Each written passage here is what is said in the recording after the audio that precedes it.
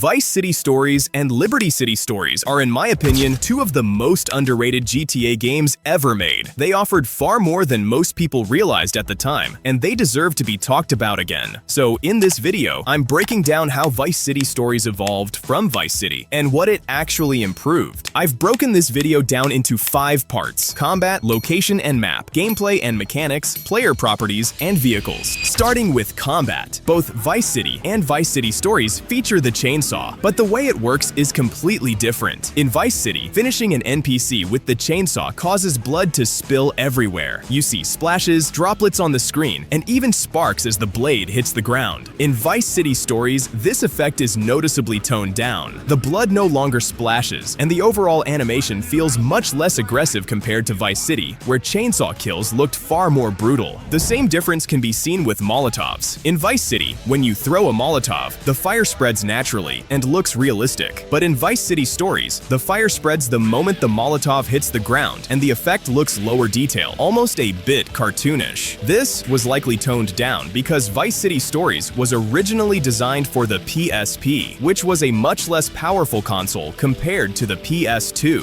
When shooting in water, things change as well. In Vice City, bullet impacts don't create any splashes, but in Vice City Stories, shooting in water creates visible splash effects. Moving on to location and map. Although both games are set in Vice City, the city feels noticeably different. Since Vice City Stories is a prequel set 2 years before the events of Vice City, many areas look less developed, and several locations and buildings appear in different stages. One of the first things you'll notice is the addition of stairs leading into the ocean across many parts of the map. This change makes sense in Vice City Stories, since Vic can swim, unlike Tommy in Vice City, making it easier to get back onto land from the water. Nighttime visuals are clearly better in Vice City Stories. When driving along Ocean Drive at night, hotels and buildings have brighter and more detailed neon lights. Even buildings that had no neon lighting in Vice City, they now light up. While Ocean Drive still looks similar in both games, Vice City Stories spreads these neon improvements across other parts of the map as well, making the city feel more alive at night. Lance's house exists in Vice City, but it doesn't really feel like anyone lives there. In Vice City Stories, however, his garage door is open, and you can clearly see his Infernus parked inside, which makes the house feel more lived in. The Moist Palms Hotel in downtown isn't built yet in Vice City Stories. Instead, the building is still under construction, with construction materials, glass panels, and a crane placed on top of the structure. In Vice City, the hotel is finally completed, and it looks massive and impressive. The parking lot that exists in Vice City is also under construction in Vice City Stories. It looks like an older castle-style building once stood there and is now being demolished while the parking lot is being built at the same time. The building where Gonzalez owns a penthouse looks very different between the two games. In Vice City, it appears as a tall, fully completed building, but in Vice City Stories, that building doesn't exist yet. Instead, this location is an Empire property that Vic can take over and run businesses from. When visiting North Point Mall, there are many noticeable changes. In Vice City, the mall uses modern white ceiling lights. In Vice City Stories, the lighting is more yellow, similar to street light style illumination. You can also see decorations like a hanging airplane and a moonlander suspended from the ceiling. Many of the stores inside the mall aren't open yet in Vice City Stories, and the interior feels slightly empty compared to Vice City. The Washington Mall feels very lively in Vice City, with many open shops, NPCs walking around, and detailed interiors. In Vice City Stories, however, this mall hasn't been built yet. Sunshine Autos, which is a purchasable asset in Vice City, appears as a proper showroom with garages and a pay and spray. In Vice City Stories, the same location looks much smaller and older, more like a simple family business, with no flashy signs or showroom visible. In Vice City, there's a huge empty area where nothing exists at all, almost as if Rockstar hadn't decided what to place there. In Vice City Stories, this space is filled with a trailer park, featuring small houses and several trailers. There is also a wooden bridge near the army base in Vice City Stories. This bridge connects directly to the main city, skipping the longer road route. In Vice City, this bridge does not exist. Bunch of Tools is a shop in Vice City where you can buy items like a screwdriver, machete, and hammer. In Vice City Stories, that building doesn't exist. Instead, there is a health pickup at the same location. In the mission The Chase, Tommy visits an apartment belonging to a guy who's stealing 3% of Diaz's income. When you visit his place, there's a window inside the apartment that you can look through. In Vice City Stories, that window is completely missing. And the biggest difference of all, in Vice City Stories, there is a straight road that directly connects Sunshine Autos to the airport. In Vice City, that road is blocked off. Now, let's look at gameplay and mechanics. In Vice City, when you approach the Fort Baxter Air Base, the army immediately opens fire on Tommy, and you're not allowed to enter unless you're wearing a police uniform. In Vice City Stories, this works very differently. At the start of the game, Vic is a corporal in the army, which means you can freely explore the inside of the airbase without being attacked. The rain in both games may appear similar at first glance, but it behaves very differently. In both games, rain is visible on the screen, and the roads look wet and become more slippery. However, during daytime rainfall, Vice City has a much darker and more eerie atmosphere. The trees around the city also sway strongly with the wind. In Vice City Stories, the rain doesn't make the environment as dark, and the trees don't sway the same way they do in Vice City. Another difference worth noticing is draw distance. Although both games can look similar overall, buildings and trees that are closer to the player appear sharper in Vice City compared to Vice City Stories. In Vice City, safe houses work as purchasable save points scattered across the map. Most of the 7 buyable ones, like Link's View Apartment or El Swanko Casa, lack enterable interiors, showing just a pink save icon outside with garages for vehicle storage. Safe houses in Vice City Stories function very differently. All 4 are free and story unlocked, with fully explorable interiors like the Clemenus Suites multi-room layout or the Airbase Barracks, offering wardrobe access and a lived-in feel everywhere. Player properties also differ sharply between the games. Vice City lets you buy 10 income-generating assets, Malibu Club, Printworks, that unlock missions and pay daily cash, fueling Tommy's empire building. In Vice City Stories, properties shift to 30 empire sites for extortion rackets. No purchases needed, but you upgrade them via protection money with less emphasis on story missions. Vice City Stories adds several unique vehicles that Vice City never had. Bikes exist in both games, but Vice City Stories introduces the BMX. Vice City, on the other hand, sticks to regular bikes like the Faggio and the PCJ 600. Vice City Stories also adds the Split 6 ATV, a 6-wheeled vehicle that can drive on land and also move across water, making it one of the most unique vehicles in the game. At first glance, helicopters in both games look similar. However, Vice City Stories adds an air ambulance with a medical paint scheme that spawns at Starfish Island. It also has dedicated missions where you rescue injured NPCs using the helicopter. The fire station also features a special helicopter. When you enter it, you unlock missions where you have to collect water and drop it onto burning buildings around the city. On water, Vice City Stories introduces the jet ski for the first time. There is also the Violator boat, which looks great and is very fast, but it doesn't exist in Vice City. Another standout addition is Little Willie, a small helicopter that you can store on your house helipad. It takes up very little space and is extremely fun to fly. After comparing everything, it's clear that Vice City Stories is far more than just a spin-off of Vice City. While Vice City feels more raw and atmospheric, especially in combat and weather, Vice City Stories builds on that foundation with smarter design choices. The prequel setting explains unfinished buildings and emptier areas, but it also adds depth through better nighttime lighting, environmental storytelling, and small quality-of-life changes like swimming access and shortcuts. And when it comes to vehicles, Vice City Stories clearly wins, adding BMX bikes, jet skis, unique helicopters, ATVs, and mission-based vehicles that Vice City never had. My final take is simple. Vice City is iconic and unforgettable, but Vice City Stories is more ambitious, more experimental, and easily one of the most underrated GTA games ever made. If you've watched this far and enjoyed the video, consider giving it a thumbs up and subscribe for more content like this.